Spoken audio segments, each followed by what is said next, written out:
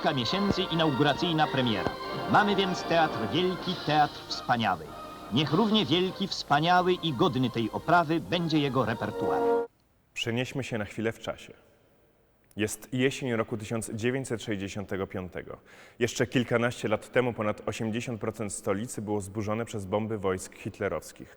W tym także gmach Teatru Wielkiego, serce miasta i największa po dziś dzień skarbnica polskiej kultury. Po prawie 30 latach w ruinie ma w końcu odrodzić się niczym Feniks z popiołów, a najdoskonalsza muzyka, śpiew i taniec ma na dobre powrócić na plac teatralny.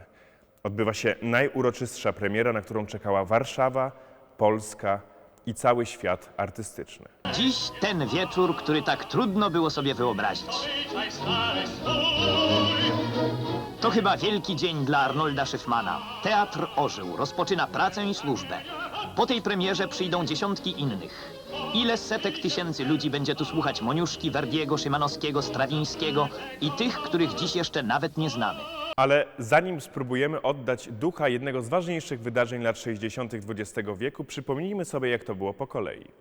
W 1950 roku najwyższe władze państwowe podjęły ostateczną decyzję. Teatr ma zostać odbudowany. Za sterem projektu stanął wybitny polski reżyser i dramaturg Arnold Szyfman, zwany Arnoldem Szalonym i wytrwałym ze względu na to, że z niebywałym zapałem i konsekwencją potrafił wcielić w życie rzeczy niemożliwe. Z ramienia ministerstwa został dyrektorem Teatru Wielkiego w budowie.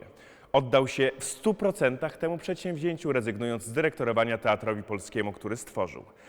Rozpisano konkurs, w którym zwyciężył projekt wybitnego architekta Bohdana Pniewskiego. Wcześniej powierzono mu m.in. zaprojektowanie Sejmu i Senatu Rzeczypospolitej, odbudowanie hotelu europejskiego oraz zaprojektowanie zespołu budynków dla Ministerstwa Obrony Narodowej. Jednym z warunków konkursu było zachowanie oryginalnej fasady budynku zaprojektowanej przez pierwszego budowniczego teatru w XIX wieku, Antonio Corazziego. Bazując zatem na zachowanym w znacznym stopniu frontonie, który wytrzymał wojenną próbę ognia, Pniewski połączył klasycystyczny styl budynku z nowoczesną ideą architektoniczną drugiej połowy XX wieku. Trudno było sobie wtedy wyobrazić galową premierę na otwarcie teatru. Co się tu da jeszcze uratować? Co warto? Przede wszystkim zabytkową, monumentalną fasadę od placu teatralnego.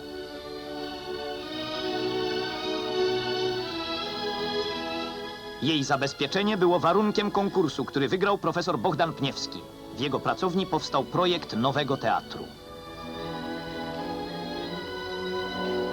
Wartym podkreślenia jest fakt, że według oficjalnych danych na odbudowę zużyto 8 000 metrów sześciennych kamienia oraz 7 000 metrów kwadratowych okładzin. Kubatura Teatru Wielkiego przekracza 440 000 metrów sześciennych, co czyni go ponad 4 razy większym od katedry Notre Dame w Paryżu. Wybudować operę dziś, w połowie XX wieku, to niemal tyle, co stworzyć skomplikowane dzieło bez precedensu, odkrywając na nowo prawie wszystkie rządzące nim prawa, mówił Bohdan Pniewski w wywiadzie.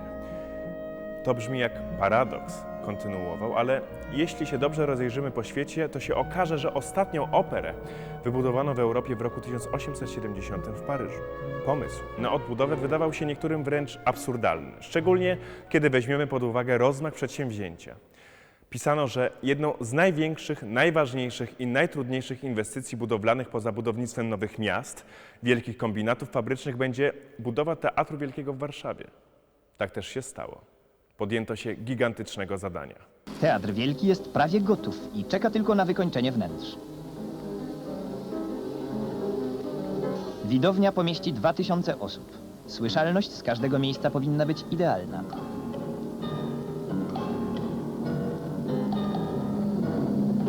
Scena obrotowa, zapadnie, dźwigi, ruchoma rampa, kilkadziesiąt obszernych pomieszczeń na próby, magazyny, charakteryzatornie. Niewiele gmachów teatralnych na świecie dysponuje tak wszechstronną aparaturą. Jak już budować to nowocześnie, żeby wnukom oszczędzić przebudowy? W budynku zaprojektowano 3 sale. Główną na blisko 2000 miejsc i 2 mniejsze. Sale redutowe oraz przerobioną w latach 90. salę kameralną, która pierwotnie była salą prób. W gmachu stworzono także muzeum teatralne, w którym zachowane są wszystkie pamiątki od czasów Wojciecha Bogusławskiego, ojca teatru w Polsce. Dodatkowo Pniewski unowocześnił widownię sali głównej. Wcześniejszy plan widowni zakładał parter, a powyżej same loże w stylu opery w Wiedniu czy mediolańskiej La Scali.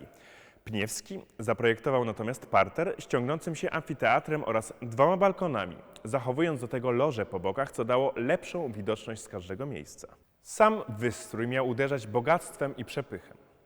Zdobione foyer, w którym się znajdujemy, zaprojektowane tak, aby tętniło życiem, epatowało odświętnością, wciąż zachwyca kandelabrami, kinkietami, żyrandolami, gobelinami i ceramiką. Nad estetyką czuwał Tadeusz Gronowski, znany wówczas plakacista, którego pamiętamy jako twórcę używanego także współcześnie logotypu polskich linii lotniczych LOT. Bardzo ważnym elementem odbudowy teatru była zastosowana maszyneria sceniczna. Pracujący przy tym projekcie specjaliści wykorzystali wszystkie nowinki techniczne, które używane są aż do dzisiaj. Ale ten temat jest tak obszerny, że potrzebuje więcej uwagi, dlatego właśnie o scenie będzie kolejny odcinek. Wszystko to odbywa się w skali wielopiętrowej kamienicy. Scena główna ma wysokość 50, szerokość 36, głębokość 54 metrów.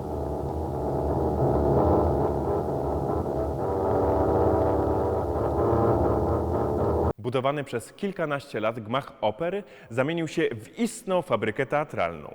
Własne warsztaty mechaniczne, stolarskie, montownia dekoracji. Szeroko rozbudowane zaplecze usługowo-techniczne teatru zapewni mu pełną samowystarczalność.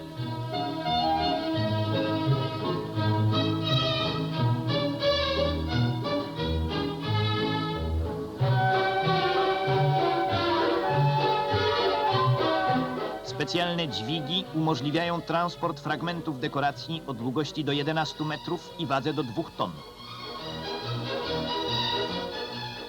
Kostiumami i rekwizytami zajmuje się 27 pracowni zatrudniających cały sztab fachowców.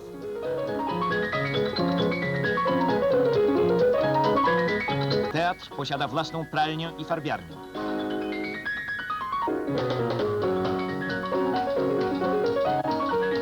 Płaszczyzny kotar i horyzontów przygotowywane w wielkiej malarni.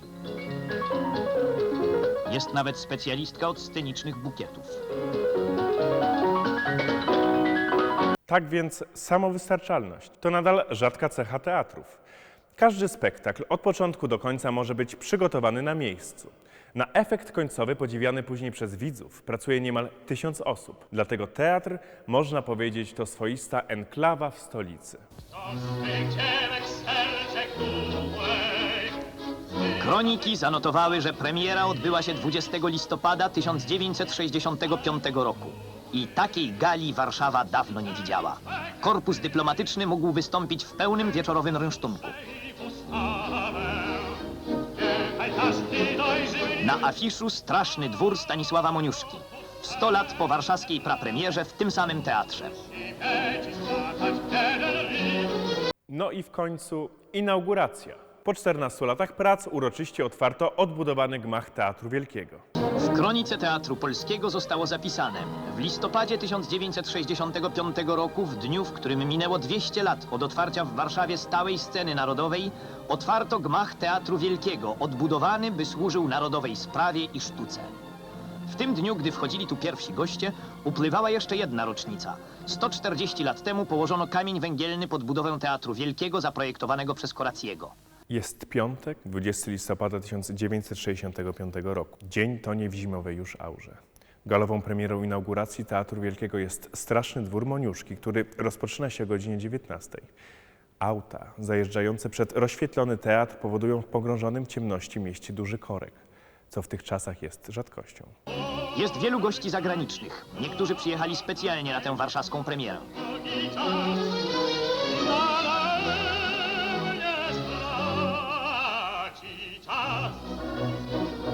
Na otwarcie przybywa ponad 400 gości z 25 krajów świata, 70 zagranicznych dziennikarzy i krytyków muzycznych oraz wybitni polscy artyści.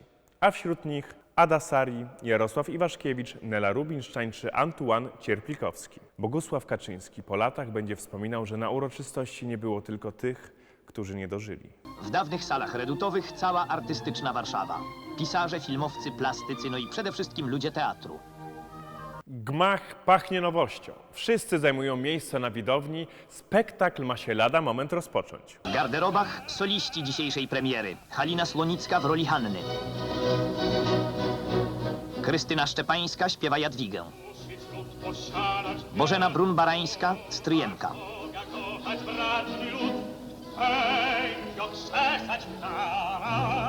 Bernard Ladysz dziś wystąpi jako Skoluba, klucznik miecznika. Zdzisław Nikodem przywdziewa perukę modnisia pana Damazego.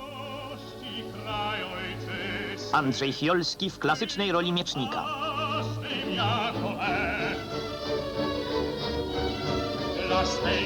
Bogdan Paprocki Stefan.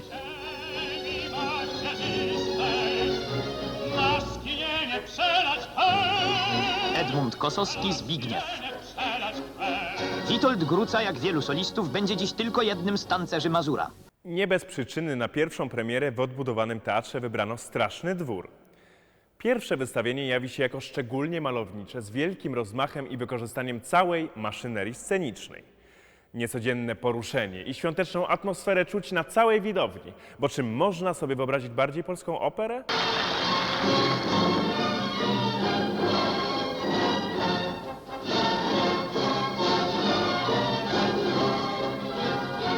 Przedstawienie transmituje na Europę Polskie Radio i Telewizja. Artyści i widzowie mają poczucie, że w wydarzeniu uczestniczy z nimi większy kawałek świata niż tylko plac teatralny. Podniosła atmosfera znajduje ujście w żywych reakcjach publiczności. Ekscytacja sięga zenitu, kiedy widzowie domagają się bisu po Mazurze.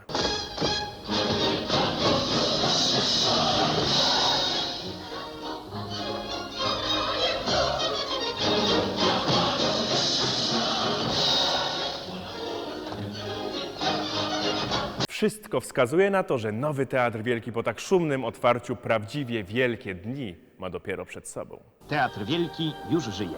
Jego imponujące mury już wypełniają się treścią artystyczną, dla której przecież, a nie dla samej satysfakcji, zostały wzniesione.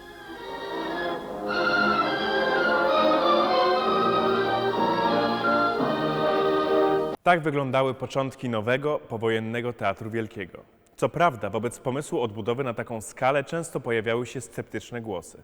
Nazwano ją nawet najbardziej nonsensowną i absurdalną inwestycją kulturalną Polski Ludowej, czy pomnikiem bezmyślnego błędu.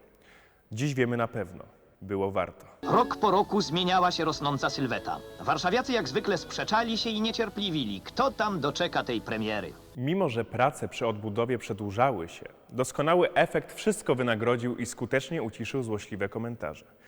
Monumentalizm, dostojeństwo i piękno teatru nie byłyby możliwe, gdyby nie zaangażowanie ludzi pracujących przy tak odważnym projekcie. Jak wspomina Tadeusz Gronowski, ta robota wymagała czegoś więcej niż pieniędzy.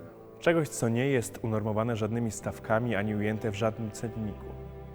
Oni dali to z siebie, ambicje, zapał, kulturę wykonawczą, jaką rzadko spotyka się dzisiaj na budowach. Jeśli w ciągu ostatnich lat odzywały się w prasie liczne głosy podające w wątpliwość sens budowania takiego teatru, to myślę, że ci właśnie ludzie swoją pracą dali najlepszą odpowiedź. W Warszawie potrzebne są nie tylko domy i ulice. Potrzebne jest jej także piękno.